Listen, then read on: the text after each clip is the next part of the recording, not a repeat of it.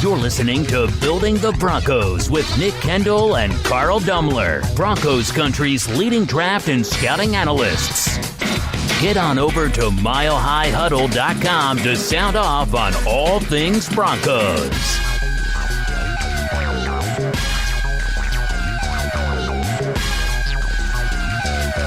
Hello there, Broncos country, and it is once again time for another episode of Building the Broncos. I am your host, Carl Dumler, and with me, as always, I have Mr. Nick Kendell. Nick, it's been a while, man. It kind of feels weird. I don't know. I guess I've been gone for the last week, and then some crazy things happening in my life this week.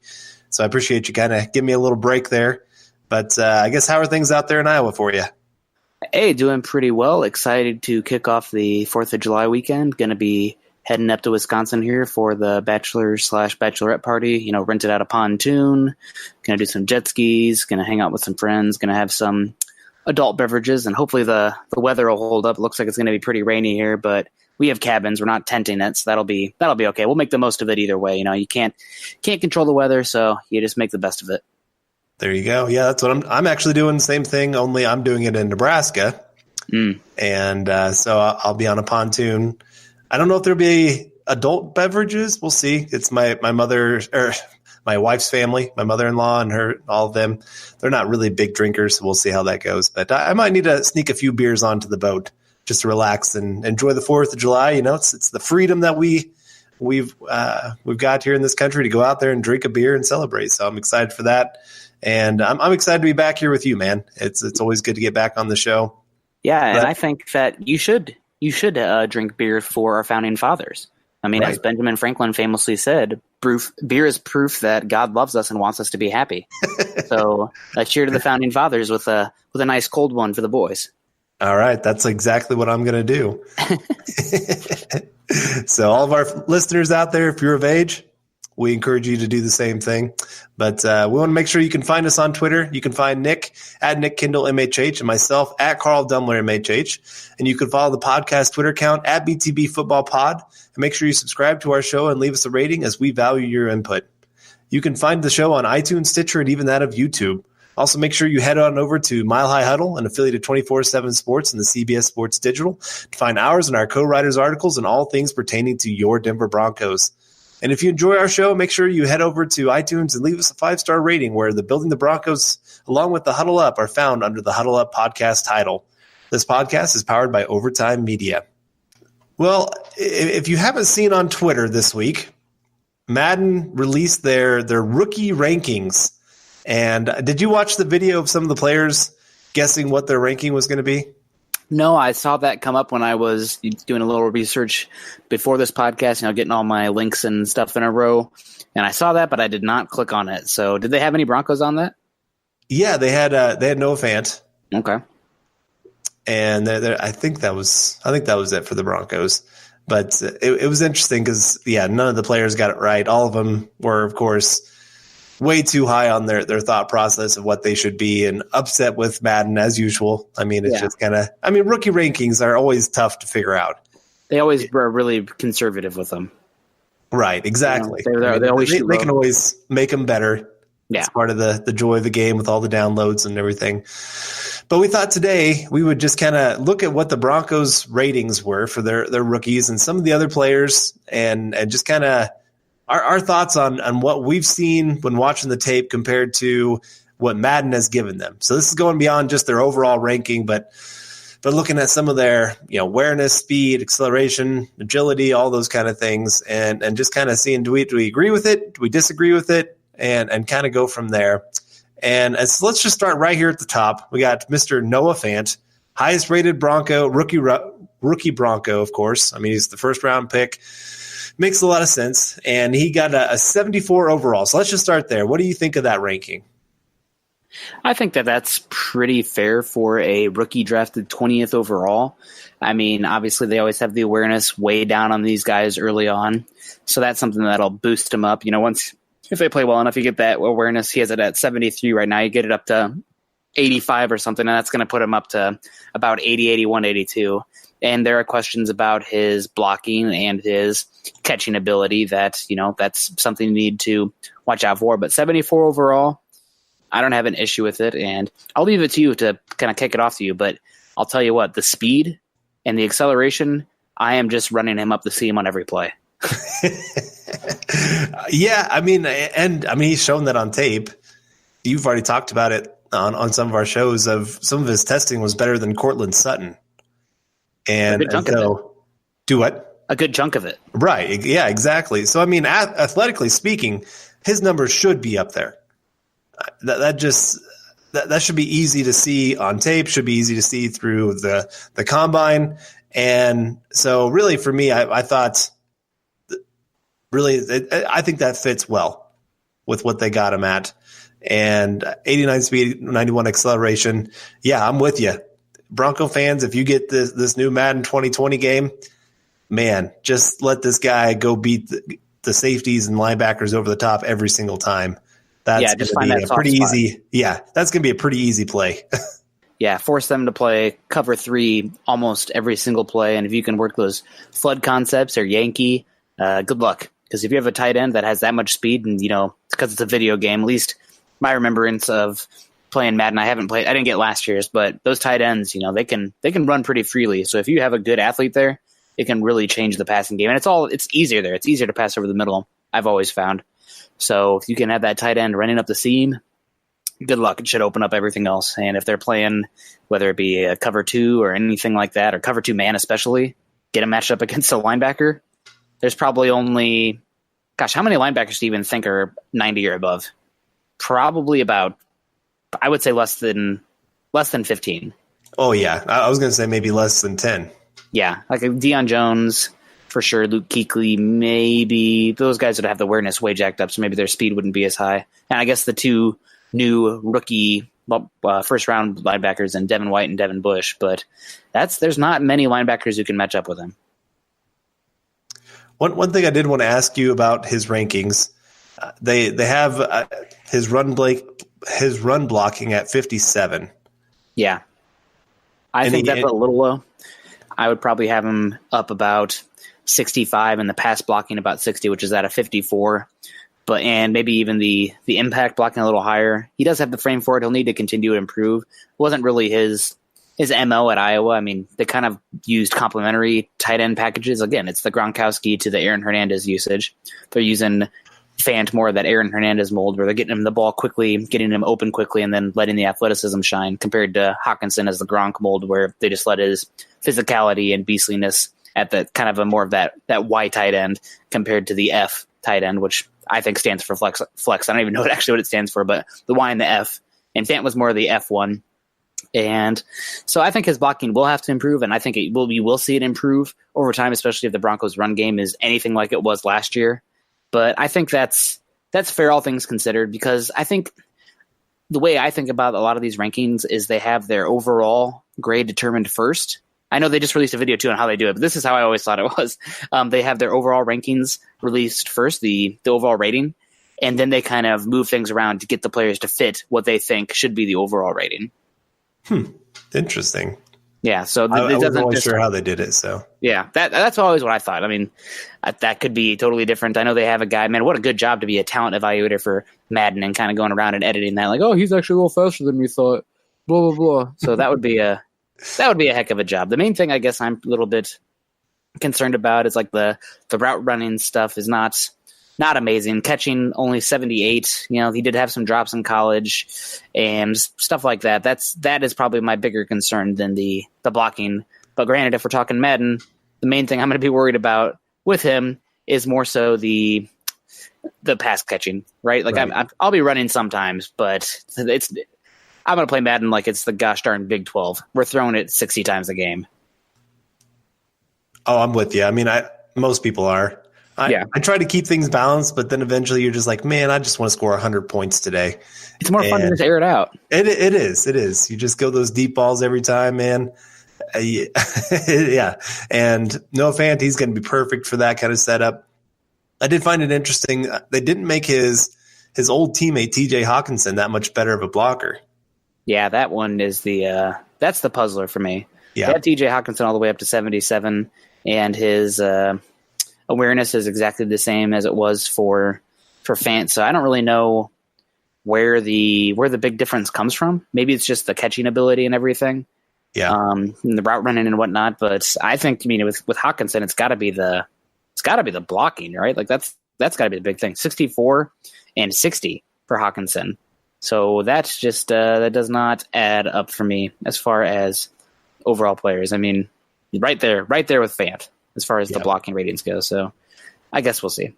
The big one for me is like you have guys like Isaac Nwada, who is like horrible, really not a good combine tester, and then he ends up having very similar to Fant in the overall rating. I mean, that's obviously it's early on. Who knows what's going to happen? But I mean, you have Irv Smith rated higher than Noah Fant.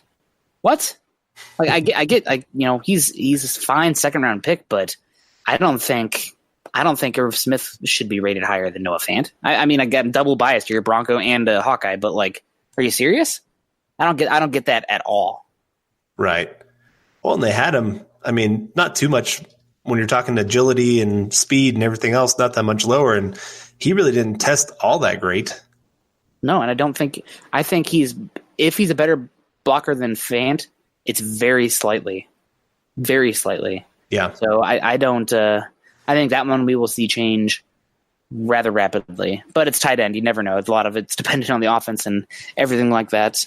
But that one's that's probably my biggest complaint and concern. Granted, you still have Fant being his athleticism as far as the speed goes is head and shoulders above the other tight end. So that's great. I'm not too worried about that. I'll still be able to get some great usage out of him because of that speed.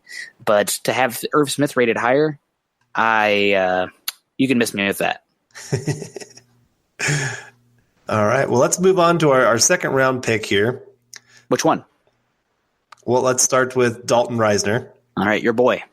And I found it interesting. One, they have him at position center. I did find that interesting too.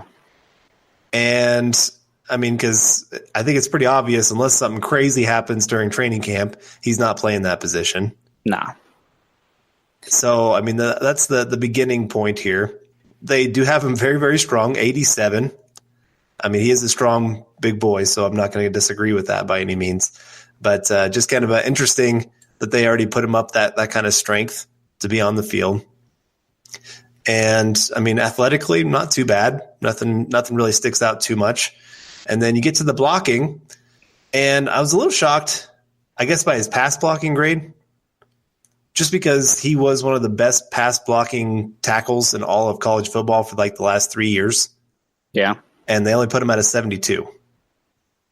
Yeah, I got to say the main thing that I'm taking away, I'm looking here at him versus the field when it comes to the other offensive linemen, and his athleticism is actually some of the worst out of his peers. He has the worst speed out of, Garrett Bradbury, obviously faster, but then you got Jonah Williams, Juwan Taylor, Andre Dillard, Chris Lindstrom, Elton Jenkins, Cody Ford, Titus Howard, Eric McCoy. I'm just going to keep going on.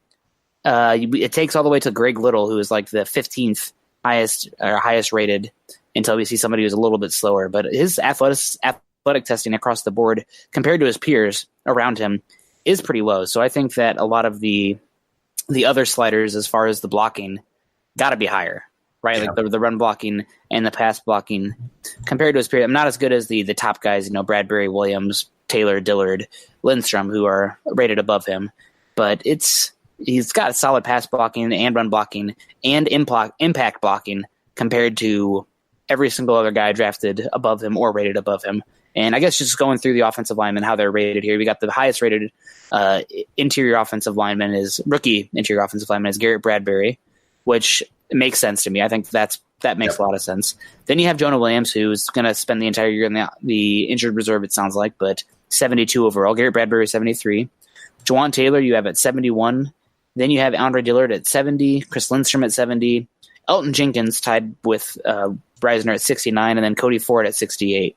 So, yeah, not bad company. Obviously, this will change a little bit, but hopefully you can have a little slider on there for the Mike Munchak effect, where just everybody in the offensive line gets a boost of like five overall. Now I'm trying to remember, was it you that was a big Gaylord fan, or is that a big who fan? Gaillard? Lamont Gaillard? Lamont Galliard. Yeah, I like Lamont Sorry. Galliard. Yeah, no, he was I just thought he was a really good fit for the Broncos late. He's a little small, not an amazing athlete, but plays mean. And if you're looking for a center that you can plug and play, I think he's got a chance to develop into a solid guy. And who did we end up taking? Zach Bailey or something in that mock draft? Oh, yeah, we did, yeah. I was a little bit – I really thought Galliard was a better pick. And I think if my memory serves me right, let me see if I see him on here. Blah, blah, blah. Nope. Zach Bailey was not drafted. He's also not even listed here, so looks like I was right, Eric. We'll see. It's too early to say. Zach Bailey ended up with a 56th grade overall. Not great. That's about what I'd be graded at, I think. Yeah. No, I'm just kidding. But yeah, no, it's interesting. It makes a lot of sense, and obviously they're doing these before these guys even hit the field. So I am surprised that I'll be honest, I am surprised that Dalton Risner is listed above Cody Ford. I figured the power and the Oklahoma effect would raise him higher. But I think Madden, at least the old NCAA games work like this, where you could move guys around and it would create their overall rating to change based on their position. Yep. So if you move Cody Ford to like guard, so to speak, he's at right tackle right now, he'd probably get a boost in his ability just because they'd rank the tackles lower because he needs more athleticism and et cetera to excel there. But yeah, no, that's definitely interesting. And Dalton Risner at center, looks like we're going to have to fix that. But I am interested to see how the offensive line is going to play out. It doesn't sound like, a guy like Emmanuel Sanders might not be ready week one. Well, Leary was out there at the end of OTAs, but we'll see. I know that Don Barclay was absolutely getting his butt handed to him in OTAs, so definitely a concern there to watch. We got to watch Elijah Wilkinson, Sam Jones, et cetera, also there. But the Broncos really need Dalton Risner to step up because losing Matt Paradis, obviously you can't replace him, but you got to try to replace some of that stability. And Risner might have that effect, but it's bigger shoes to fill than, I think at least year one, it's bigger shoes to fill than people are letting on, if that makes sense. Right. I mean, any rookie that comes in, you look at Von Miller's rookie year compared to how he's been the last 5 years. Yeah. There's night and day. He was still a great player even as a rookie, but there's still a learning curve. Yeah, I would say that second and third year is really where you really see who those guys are. Right, exactly. And so, I mean, I've heard a lot of good things about Risner where they've really been having to tell him almost calm down in practice sometimes. Yeah. And so those things are great to hear that he's really working his tail off. And I mean, we've talked about it on the show. We had him on the show. Great guy. We're hoping for the best for him. And I do think he'll be a good starter, at least for the Broncos, if he can stay healthy. But it's just a matter of, can he really take that next step to be that great player? Yeah, that's what we're looking for here. Something important to mention is he is a little bit older for a rookie as well. So I know that's something that the Devy crowd and fantasy football is pretty big on as far as breakout age and everything and when they're drafted. Like a guy like Juju Smith-Schuster, I wasn't even 21 when he was drafted. And you have Dalton Risner, who's already 25. And Garrett Bowles is another one drafted older. So something to keep an eye on. Those guys typically, I mean, just the age of it, they have a different breakout year, mental maturity, what their body can be growing into. It's a little different. So Philip Lindsay, another guy who's actually an older rookie last year. So got to keep in mind with that going forward. It's not just rookie, it's how old they actually are. Right. Weren't there like two wide receivers that are older than Schuster? Yes. I think maybe even more than that. Was it? Okay. He's only well, now you got to make me look. Juju Smith-Schuster age, he is 22 years old on November 22nd. So, yeah, I'm sure there's redshirt seniors that are 23 years old that were drafted, and he's already had 2 really good years in the league. I mean, 14 touchdowns, already 2,300 yards. That's what pretty good young player there. Somebody seemed to like him when he was playing for USC on this show, but hey, man, we got DeMarcus Walker in that draft. What? Second round pick. Yeah, right. Everybody get excited. Yeah, no, I think you weren't here. The podcasts are recorded yesterday, but definitely let it be known how I feel about that pick. So, all right, well, we should probably take a break here. We will be right back on Building the Broncos. This is the Overtime Podcast Network. Alrighty, and we are back on Building the Broncos. I am Nick Kendell, once again joined by Carl Dumler, and we are talking the Broncos rookie ratings on Madden that was just released.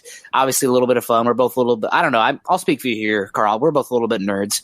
I'm definitely a video game nerd. I mean, I enjoy playing. I'll still play the old Super Smash on the 64 with friends. I'm a Donkey Kong guy myself. I even admit I do play some Fortnite from time to time. I don't know. I like being competitive and doing stuff like that and engagement when I'm not expanding my mind or, reading something like that, doing football stuff, writing articles for Chad, I should say. Excuse me, Chad. Pardon me. That's all I ever do, master. But do you think we should talk probably just go in the draft order, I guess. That's probably the way to go. Yeah. And that would bring us to Drew Lock, who is ranked 67 overall. I won't lie. I was hoping for that 69. I think he would have appreciated it just, for the humor of it. I think I saw Benny Snell was really excited about being rated 69 just for the fact that it was 69. So that's awesome. I'm about that. Yeah, I'm just about being silly, whatever. It doesn't really mean anything at this point. So why not get a laugh out of it? But quarterback now, Drew Lock. Any initial thoughts looking at it? Well, 67 sounds about right. And looking at his athletic testing, I'm sitting there saying, yeah, that sounds about right. He had very good testing at the combine. So he should have some pretty good numbers there. And so, for the most part, I'm not seeing anything that I really disagree with too much when it comes to at least the athletic side of it. And 83 overall speed, acceleration 86. The agility 80, I would have thought the agility might have been a little higher just because he had a really good 3-cone and et cetera. But, what can you do compared to a guy like Kyler Murray who has 91 speed and 92 acceleration and 90 agility? That's pretty incredible. That's some good. He's going to be, you can kind of use him Madden-esque. But I'm looking at the quarterback rankings here, and do you know who's rated higher than Daniel Jones? Drew Lock. Drew Lock is, but an undrafted free agent quarterback in Tyree Jackson. Is he really? I guess I hadn't seen that part. 64 overall compared to the 63 overall that is Daniel Jones. So absolutely hilarious. Easton Stick is rated a 62. Woof. Not great. I saw they had Will Grier higher than him as well. Will Grier, yep, 66. Dwayne Haskins as well. Yep. And Kyler Murray, 73. So that is pretty interesting. And I'm curious, the throwing metrics, the throwing power. Where do you think Lock ranks in the throwing power? 85? 88. 88? Okay. Pretty that makes good. sense. I was trying to be conservative. You want to know how silly this is, though? Daniel Jones is an 87. Oh, jeez. Doesn't make any sense. No, that does not make any sense. Best arm, Tyree Jackson with a 95. I think that's probably where Tyree gets that big bump. Right. And then you have both Kyler Murray and Dwayne Haskins at 89. So I like to talk some. I think Kyler Murray would be okay with 89, but Dwayne Haskins having a stronger arm than Drew Lock, you can miss me with that. Right. I don't get that one for sure. If you're going to I get the 88. I don't get having a couple of those other quarterbacks higher than him on some of that. Yeah, no, absolutely. Biggest concern, though, with Lock, hey, guess what? It's accuracy. 77 short accuracy, 79 medium accuracy, and 80 deep accuracy. So those are not hopefully those are things we'll see improve. And 76 on the run accuracy, which is worse than Dwayne Haskins. Another thing I do not understand. And then his play action actually is really high. So that's actually a pretty good sign. That's something you'll have to utilize in your Madden if you're using Drew Lock. He's actually the highest play action passer in the game for a quarterback at 80. So that definitely complements the Scangarello offense in Madden. Yeah, I'm a little shocked they have Dwayne Haskins with a higher deep ball rating. I don't know, man. They just got to get him higher rated, I guess. I guess so, but it just, again, when we're looking at the tape, it's pretty easy to see Drew Lock is the better deep ball thrower. He was one of the best in college football this last year, so I understand having Kyler Murray higher than him because he did have some nice deep balls as well. That was a big part of his game. But, yeah, Dwayne Haskins, that was not his game. You just watch the Penn State game. Yeah. When he was having to stand in the pocket, he couldn't do anything. The only reason that they came back and won that game was they started dinking and dunking everything. And Penn State let him. Right. Yeah, exactly. And they never adjusted to what they were doing. They just started going to screen passes, quick passes, all that. And it just led to this big comeback and big win. And I mean, kudos to Ohio State for making adjustments and figuring out what would work. But still, it just kind of showed in that game, for me at least, Dwayne Haskins, when you needed him to make that really great throw down the field, he struggled with that.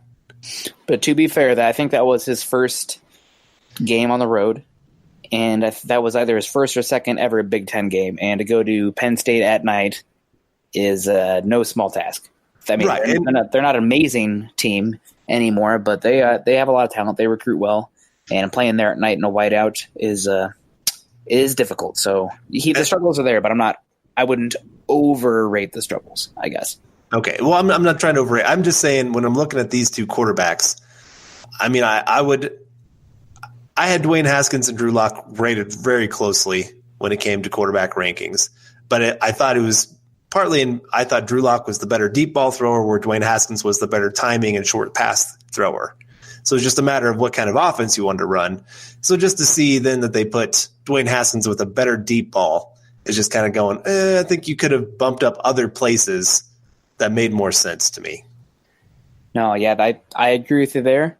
We should probably move on here to the next pick. And kind of annoying, I like to kind of stack them up against their counterparts. And because the Broncos play a 3-4, he is listed as a right end, but he's more in line with the defensive tackles, right? Like that's one of my big annoyances. You know, like a defensive end in a 4-3 is so much different than a defensive end in a 3-4. It's time to just start categorizing these guys as edge or interior defensive line. Right. Even if you want to, edge, defensive end, defensive tackle, something different. That way you can kind of categorize the 0 and 1 techniques versus the 3, 4, and 5 technique types. But so right now I have Draymond Jones here pulled up. He's a right end, 67 overall, same as Locke. Pretty good speed, 65 overall, or 73 overall, excuse me. The acceleration, 84, which is going to be a lot of fun to use there. And the strength at a 77, that's a bit concerning for me. That's probably the biggest concern. But again, we're talking about a 285-pound interior defensive lineman, so that makes sense. I was going to say, and watching the tape, I mean, there's a lot of plays where he was getting blown back. So the 77 strength, honestly, that makes a lot of sense to me. And I think that they really did a good job here of nailing some of the athletic traits for him.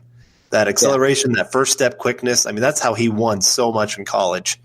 And so, but then when he does get stuck, to be able to handle those double teams, or even if somebody really gets a good block on him, he just doesn't have the strength to anchor. So again, I think that they actually nailed that pretty well for him. And I'll read off here his tackling, his power, his bull rush, his finesse move, and his power moves. His tackling, 81 overall, pretty good. I mean, for an interior defensive line, I never understood. I mean, tackling is definitely a skill for the interior defensive lineman, but I just don't know how much of a difference maker. How often are you seeing those defensive linemen, miss guys in space kind of thing? It's like I don't know. I'd put the tackling lower and put up power or bull rush, etc. But his power is 78, not amazing, not great. The bull rush 69, the finesse move 70, and the power move 63. So honestly, I think given how good Draymond's spin move is, I would have the finesse move a little higher, but can't complain. That's a pretty good spot. I mean, when you're comparing it to guys like Ed Oliver or Christian Wilkins, Jerry Tillery, et cetera, it's not too bad. Right. No, like I said, I thought for the most part his was probably where I had very few disagreements with what they rated him as. And he, like I said, he has his skill set that you really like, but he has a lot of weaknesses to his game too. And I think Madden does a good job of really showing what those are. Yeah, I'm in agreement with you there. And looking at some of the other defensive linemen, I have the defensive tackles pulled up right now, but I'm actually going to pull up the left end and the right end as well. But number 1 rated rookie overall in the entire game, I think he was your number 1 overall player in your draft class even, and that is Quinnen Williams. He was my second guy behind Nick Bosa, who is the third highest rated player at 78. But the second highest rated player, another defensive tackle. I think the top 4 highest rated players are all defensive linemen, so to speak. You have Quinnen Williams at 80, Ed Oliver Jr. at 79, Nick Bosa at 78, and Josh Allen at 77. And those are the 4 highest rated players in the game. Josh Allen, obviously a little different than Draymond Jones, more of an edge / off-ball linebacker.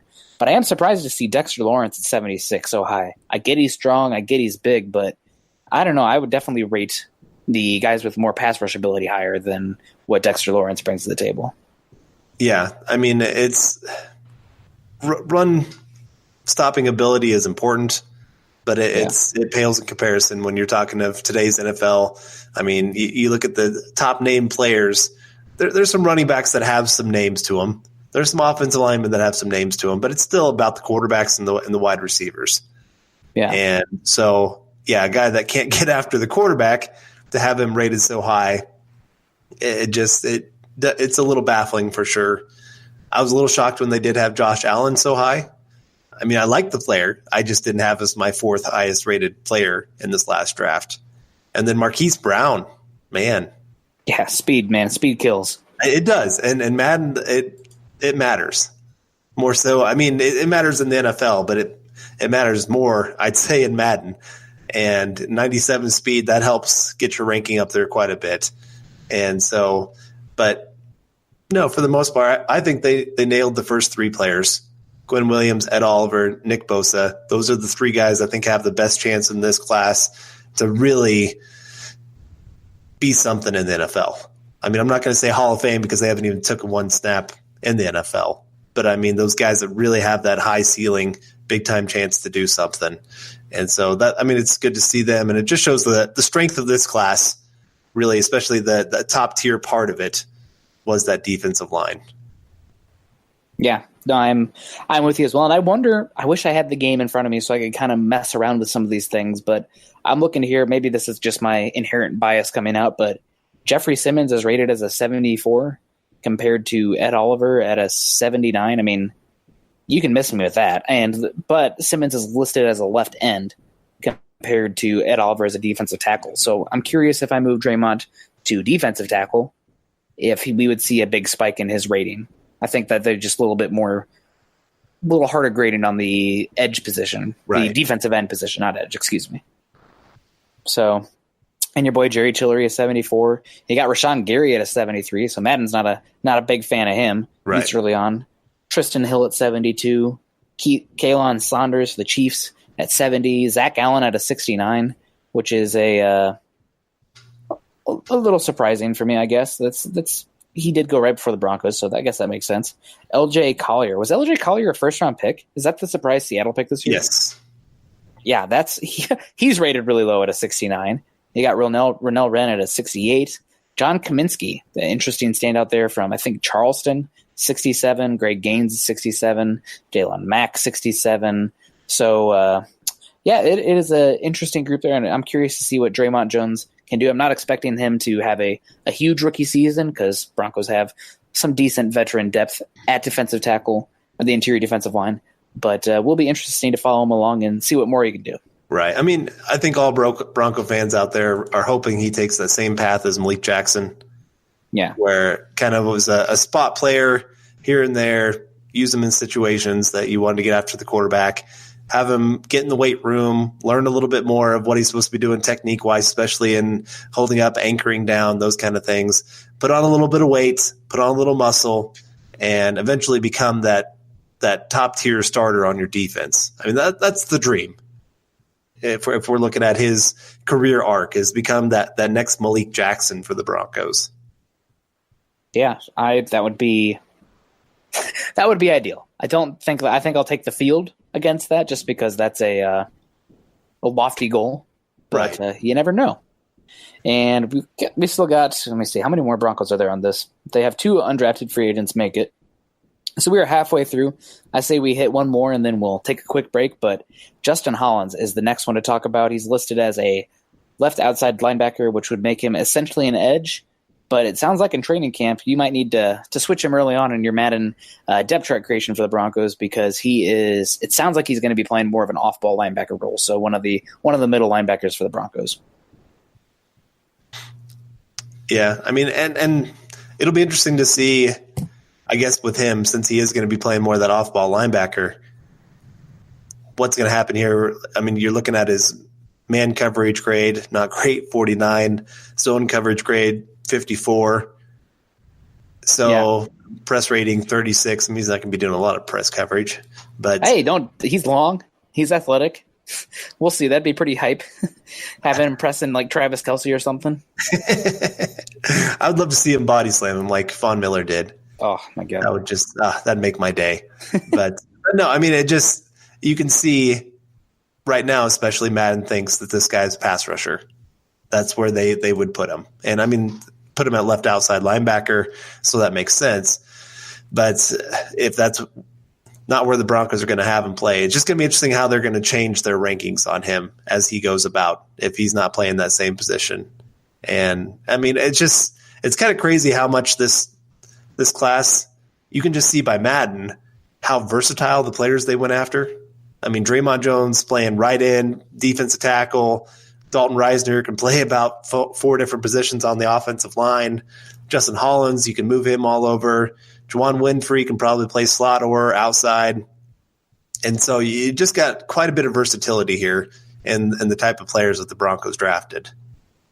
Yeah, no, absolutely. I just actually had an article go in, went up today, and about the off-ball linebackers, and I'm not super duper high on the talent there. I think the scheme, you can, as long as guys do their job, you can get away with not having elite players at linebacker. But Justin Hollins is really the intriguing guy just because of his body type, 6'5", 245, 250. And we've seen some of those kind of weird, long linebackers in these defenses take over recently. I mean, probably the most underrated linebacker in football, in my opinion, off-ball linebacker, is Ben Derek McKinney for the Texans, who's like 6'5", 250, and he's just – man, he is so powerful and long, and just because of his size and his length, he can play his own coverage pretty darn well. You're not going to confuse him with Roquan Smith or Deion Jones, but really a unique player there. And then one of my favorites in the draft from 2 seasons ago, and Tremaine Edmonds, who's like 6'5", 240. So there's an interesting path there for Hollins, and I'm really curious to see how he changes. And, I mean, maybe he plays edge depth this year. Maybe they put him to off-ball linebacker, but to see Fangio get his hands on kind of this athletic, long, slender man monster and seeing what he can develop there, hard not to be excited about it. But 66 overall, whatever. But 86 speed, 87 acceleration, 81 agility, and it's solid strength at 71. The Madden thinks the tools are there. I'm a little bit excited because Madden thinks the tools are there. But obviously it's a lot different game going from the edge rush position where, it's not as much of a diagnosis game as it would be playing that second level and having to read keys and blockers and everything like that. Right. I mean, like you said, that's what I was looking at here too, when just comparing him to some of the top pass rushers or edge guys in this class that they were talking about of Brian Burns. You look at his athletic testing and you're going, oh, that's pretty darn close to what we already got here in Justin Hollins.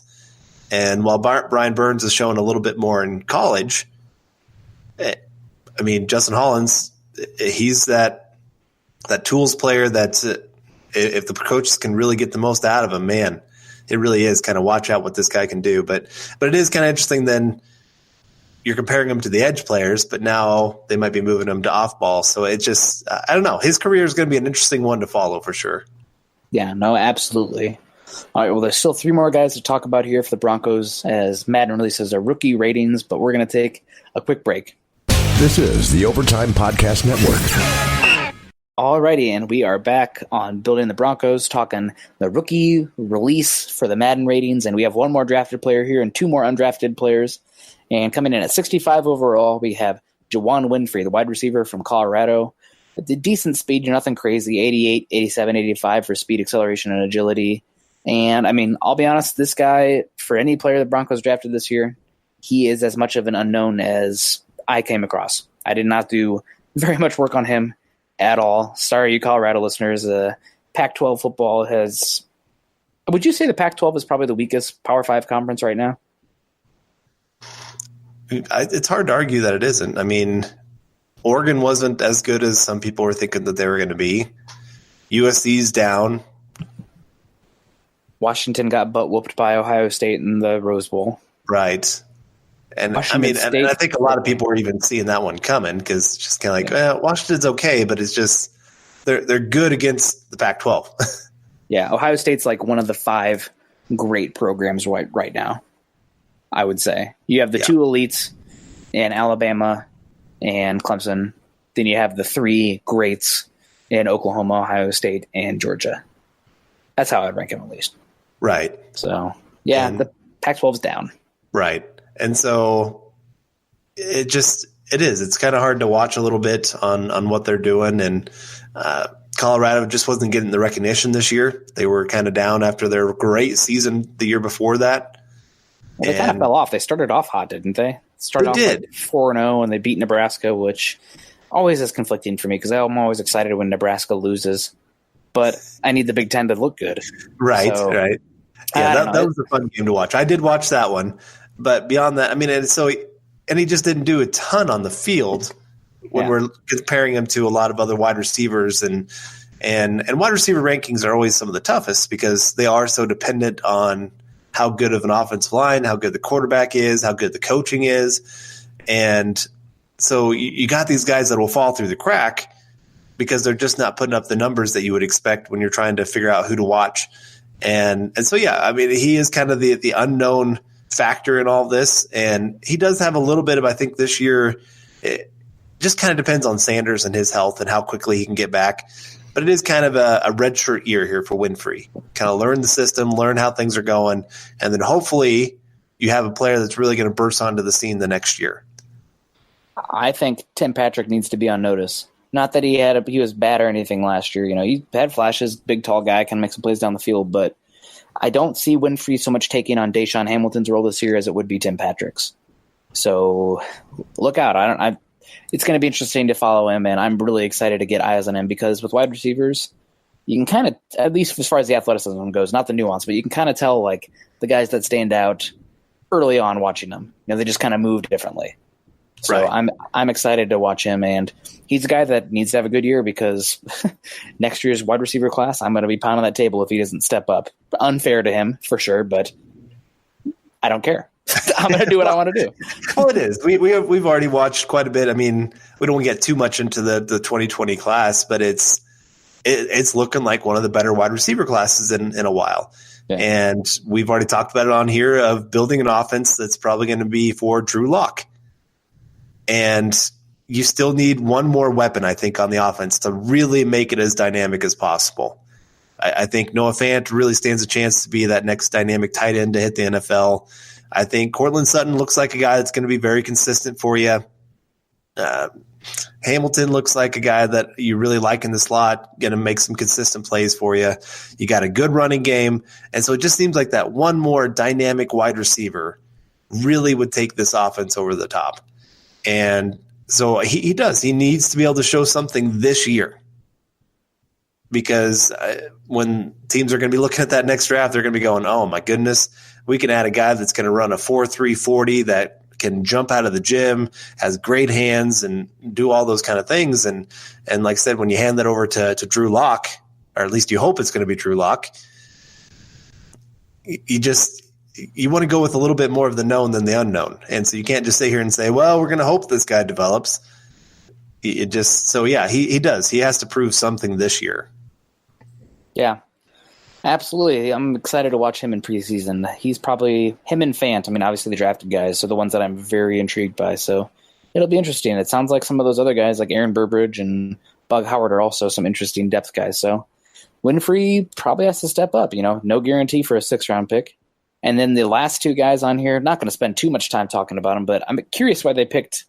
I guess I'll go with the lower rated one first because he's more of a known. But Brett Ripien, 56 overall rating, whatever. He's an okay listed athlete, only 66 overall awareness, and so that's fine. But it's the arm talent and stuff that is, lacking. That's simply the way to put it. It's just not really there. He's throw power of 82, the short accuracy, though, 73, middle accuracy, 70, the deep accuracy, 72, and then he has on the run 78 and play action 74. So if Madden is any indication, I think we could probably put a sayonara on Brett Ripien just because it does not look like they have much faith in him. Yeah, I mean, it'll be interesting to see what the Broncos do at the quarterback position if they keep 3. how they feel about Drew Lock, because I mean, it does sound like the rookies have struggled some, which I mean that's expected. First year coming in, new system, new way of playing, all those kind of things.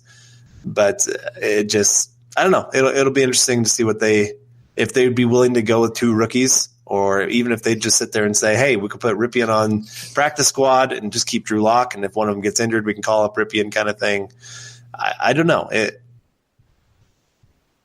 I really have no clue how they're going to run that quarterback position this year. Yeah, that'll be definitely interesting. And the last guy here, Elijah Holder, cornerback from Stanford, rated at a 59 overall with, I mean, let's just call it what it is. Not great speed for a cornerback. 86, awareness of 56. So, man, he looks like he bumps into stuff all the time, according to their awareness level. Strength 55, acceleration agility of 90. But Elijah Holder, I haven't heard anything about him in camp. I don't think he is probably going to I would bet against him making the team. We'll see. Maybe he'll be one of those guys that step up. There's a big difference between OTAs, rookie OTAs, and training camp and preseason. So we'll see. But I'm just curious why they picked Elijah Holder. I agree. I mean, there's other cornerbacks that have been added to this team that I've heard a lot more about. Devontae Bosby is one that I've heard a lot about. But not a rookie. Well, yeah, I know he's not a rookie. Yeah. That's true. I didn't mean to make it sound like he was a rookie. But I mean, just other guys that I've heard more about that I'm sitting there saying there's a really good chance that they make the team compared to an Elijah Holder.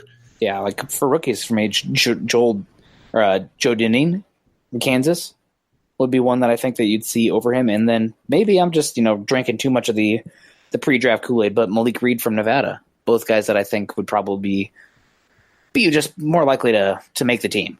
Right. So I don't know. 59 overall though, so we'll see. Not great, but not horrible. So yeah, there it is. I guess we'll go through the overall ratings again. You got Noah Fant as the highest rated guy for the Broncos at 74 overall. Then you got Dalton Risner at 69. Nice. Then you got Draymond Jones, Andrew Luck tied at 67. Justin Hollins at 66 with pretty interesting athletic speed tools there. So that'll be fun to use them in. And Juwan Winfrey at 65, and then a drop off to the 2 undrafted guys. Elijah Holder at 59, and Brett Ripien at 56. So that'll wrap that up. Anything you want to talk about before we get out of here, Carl? No, just excited that we are less than 3 weeks from training camp. Yeah, it's July 2nd right now when we're recording this, so it's coming up. 15 days. We're almost 2 weeks away. That is awesome. Yeah, it has been too long without football. And so, I mean, talking about the rookies, you're always excited about the rookies coming into training camp and just hoping that one of these guys can really emerge and be that next great player for you. But for me, I am excited about I know you just talked about the rankings of the draft classes. And so I'm just interested to see the 2018 class, just how they take that next step. Bradley Chubb, can he really just take that next leap and become that great 1-2 punch where it's not Batman and Robin, it's Batman and Batman. Batman and Batman Beyond. Exactly, or Batman and Superman. And you got those guys pairing up. I mean, looking at Cortland Sutton, can he really be a number 1 wide receiver?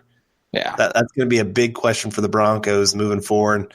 And just seeing Phillip Lindsay, Freeman, all those guys for the offense, can Josie they take Jewell. That? Right. Josie Jewell's going to be a big proponent of this season and how things can go on that defense. And so just, that 2018 class, really, if they can take that next step, this team goes from middle of the pack, bottom tier kind of team to possibly playoff team. That's what that 2018 class means. As much as I like the 2019 class, and a couple of these guys will be contributors, I'm not trying to take that away from them, but it's really that 2018 class that has to take the next step. Yeah, I think the thing I'm most excited about is just the new offense, from the coordinator to the offensive line coach to the new pieces on the offensive line to, let's face it, Joe Flacco. Hopefully we just see a much more fun, intriguing offense, because the last few seasons have just been so incredibly painful. I mean, I love myself some defense, but God, it's been bad to watch. And then you see teams like the Chargers and the Chiefs, going out there and having a ball and spreading it around with different weapons. And man, I'd like to get on that action. To put it lightly. So yeah, I'm with you there. I mean, it is, and it's tough to see the defense where they just do so well, keeping the team in the game, and then the offense goes out there and does something so stupid that you're just like, come on, guys, you're ruining such a great effort by the defense. So yeah, it is. It'll be interesting to see what this new offensive system looks like. Very excited about that, but nervous too. I really am. I just don't know what it's all going to be about. And Joe Flacco, you're right. Can he get back more to that 2014 form when he was in a system that's probably going to be pretty similar to one that they're running this year? That would be great to see. That would be huge for the Broncos. Yep, absolutely. But that's going to wrap up today's episode of Building the Broncos, powered by Overtime Media. You can find Carl on Twitter at Carl Dumler, MHH, and myself at Kendell, MHH. Also, make sure you head on over to Mile High Huddle, an affiliate of 24/7 Sports and CBS Sports Digital, to find more content covering your Denver Broncos. Head on over to iTunes and leave us a 5-star rating and a comment, as your support can help us continue to bring you our Denver Bronco deep dives. You can follow the Building the Broncos podcast account and all our other great audio content by subscribing to the Huddle Up podcast wherever you listen to your shows. You can follow us on Twitter at Mile High Huddle and at BTB Football Pod. For Carl, I'm Nick, wrapping up another episode of the Building the Broncos podcast. Hope you guys have a great 4th of July weekend. If you do partake in adult beverages, make sure you stay safe. Learn from Jason Pierre-Paul. Don't light off fireworks in your hands, and enjoy yourself, and make sure you apply sunscreen. That'll be all for now. Go Broncos. You've been listening to Building the Broncos. Join Broncos Country's deep divers at milehighhuddle.com to keep the conversation going.